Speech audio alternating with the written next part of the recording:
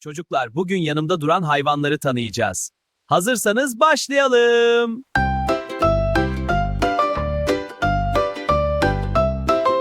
Balık balık balıklar, suda yüzer balıklar. Mavi deniz, mavi göl, balıklar suyu çok sever.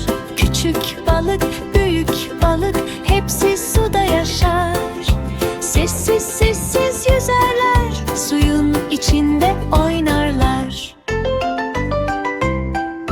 Yüzer yüzer balıklar, suda yaşar balıklar. Kuyruğunu sallarlar, mutlu mutlu yüzerler.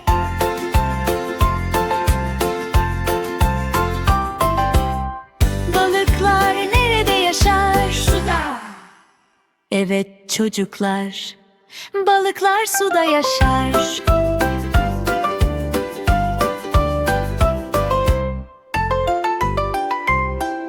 Yüzer yüzer balıklar, suda yaşar balıklar.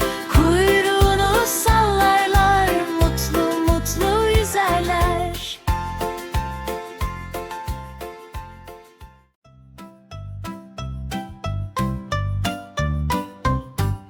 Karınca, karınca, küçücük karınca, yerde yürür yavaşça, çok çalışır karınca. Yürü yürü karınca, çalışkan karınca, küçük ama güçlü, çok çalışkan karınca.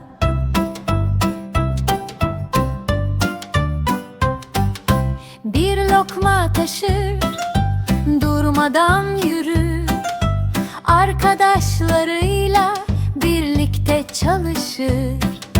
Yürü yürü karınca, çalışkan karınca, küçük ama güçlü, çok çalışkan karınca.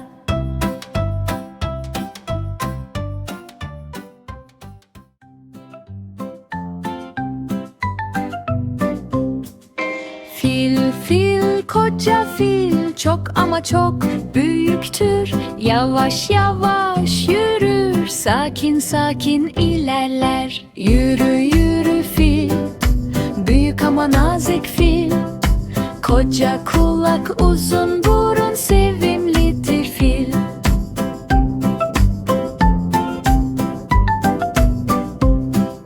Çimenlerde yürür, doğayı çok sever. Sessiz sessiz bakar, herkesle dosttur. Yürü yürü fil, büyük ama nazik fil.